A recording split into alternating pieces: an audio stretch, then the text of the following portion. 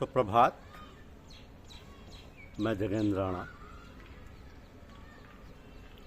फनाफिल शेख और फनाफिल मुरीद, यह हमारी आज की आध्यात्मिक चर्चा का विषय। फनाफिल शेख और फनाफिल मुरीद। जब तन्मयता की अवस्था परिपक्व हो जाती है, जिसमें हम सब गुरुदेव की याद में लग रहे हैं और गुरुदेव को भी हमारा ध्यान हर समय रहे, तो एक प्रकार से हमारे गुरुदेव में लय होने की अवस्था आ जाती है। इसमें हम अपने आप को तो भूल जाते हैं और गुरुदेव का अस्तित्व ही हमें याद रहता है, या यूं कहिए कि गुरुदेव हैं, हम नहीं। हमारे शरीर, रंग, रूप सब गुरु रूप है, हम हैं ही नहीं। सूफी संत अपनी भाषा में ऐसे फनाफिल शेख कहते हैं। तो गुरु में लय की यही अवस्था है। शब्दों का केवल अंतर है। ये बहुत ऊंची अवस्था है, जिसे मिल जाए उसका बहुत बड़ा सौभाग्य है। और विशेष स्थितियों में गुरु भी अपने शिष्यों में लय हो जाते हैं। यह स्थिति करोड़ों अरबों में कहीं एक को ही सौभाग्य से प्राप्त होती है। ऐसे शिष्य असाधारण संस्कार वाले हैं, यूँ कहिए कि इस आध्यात्म के कार्य के लिए ही सृष्टा के आदेश से अवतरित होते हैं। ऐसे शिष्य तो बचपन से ही अनोखी छटा वाले होते हैं और भगवान नाम का प्रचार भी उनके द्वारा बहुत अधिक होता है। सूफी संतों में ऐसे महापुरुष को मुराद अर्थात संपूर्ण गुरुमुख कहते हैं, जबकि अन्य साधारण शिष्य मुरीद कहलाते हैं। तो यहाँ शेख यानी गुरु फनाफिल मुरीद अर्थात शिष्य में लय हो जाती है। हमारे गुरुदेव श्रीमान लालाजी महाराज की यही स्थिति थी, अर्थात उनके गुरुदेव उनमें लय हुए थे। यह स्थिति फनाफिल शेख और फनाफिल मुरीद। साधना तो इसलिए की जाती है कि सुख और शांति पैदा हो। साधना का लक्ष्य यह है कि हमारा जीवन शांति में, आनंद में व प्रेम में बने। साधना तो कई प्रकार की होती है, लेकिन हमारा तात्पर्य साधना से है परमात्मा की प्राप्ति की साधना, आनंद की प्राप्ति की साधना, मोक्ष की प्राप्ति की साधना इत्यादि। लेकिन परमात्मा हमारा लक्ष्य है, हमारी साधना का लक्ष्य है परमात्मा को प्राप्त करना, या कहो मुक्ति को प्राप्त करना, या कहो परमानंद को प्राप्त करना। तो कैसे होता है ये सब?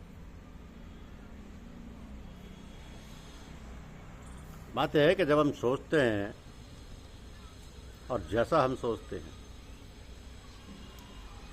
वैसे हम बनते हैं।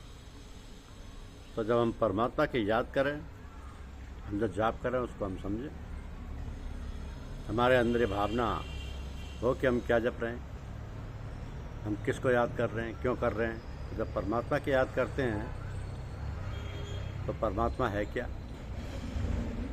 परमात्मा आनंद स्वरूप है, प्रेम स्वरूप है, शांति स्वरूप है, सर्वगुण संपन्न है, सर्वव्यापी है, सर्वांतर्यामी है। तो ऐसे परमात्मा की जब हम याद करेंगे तो कोई सच्चे दिल से याद करेगा। जिसकी साधना ठीक प्रकार से चलेगी तो उसके अंदर परमात्मा के गुण अपने आप आने लगेंगे।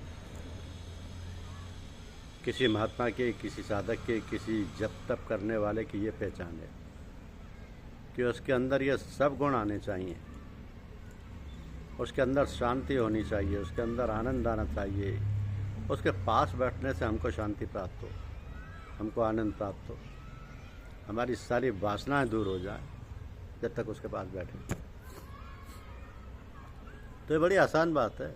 ये मालूम होना कि कोई आदमी कपटी है, छल कपट से पूजा पाठ करता है, या सच्चे दिल से साधना करता है।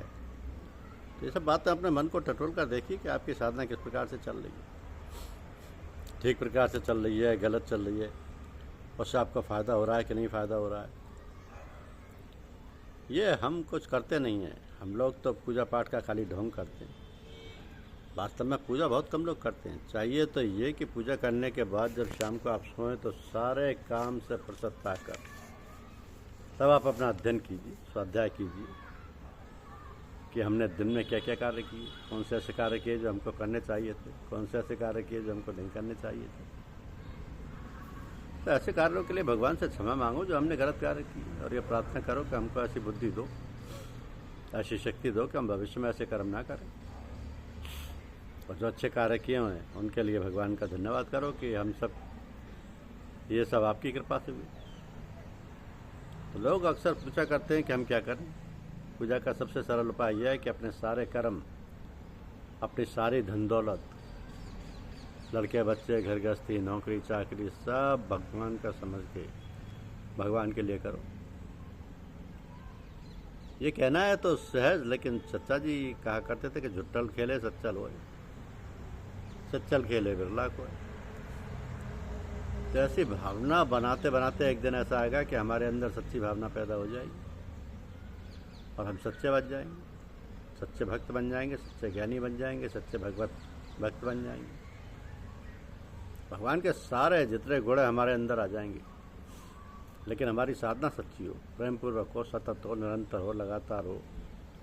ये नहीं कि कुछ दिन किया फिर बंद कर दिया और चुप लगा दिया। लगातार हो और प्रेम पूर्वक हो और किसी महात्मा के सानिध्य में हो।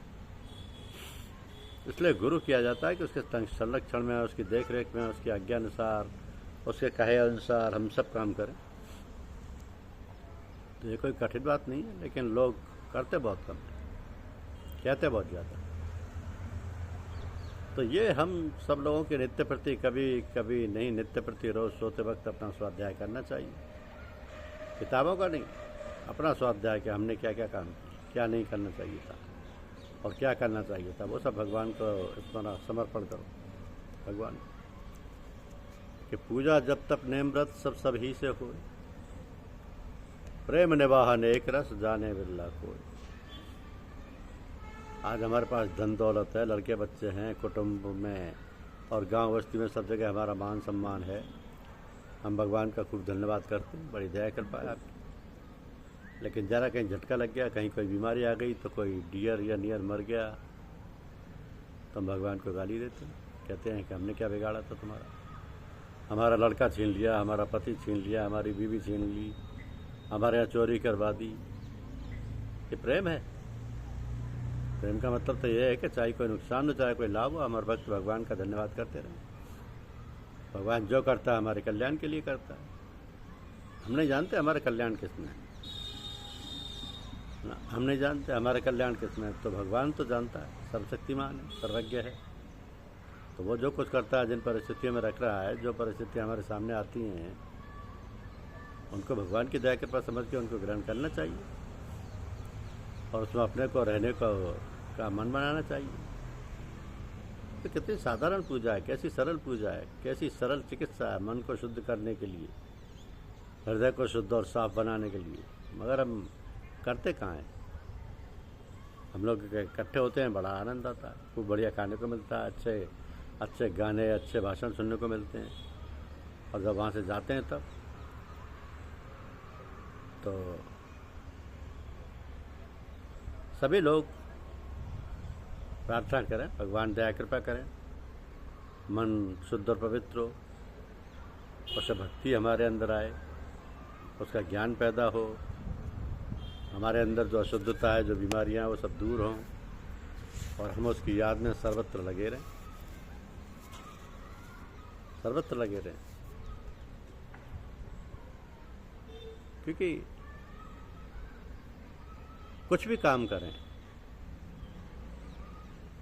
कर में काम हृदय में राम, करते कर्म करिए विधिनाना, मन राखिए जय कृपा निधान। लेकिन मन ईश्वर में लगा रहे तो परमात्मा की प्राप्ति स्वतः ही हो जाएगी। गुरुदेव कृपा करें। धन्यवाद।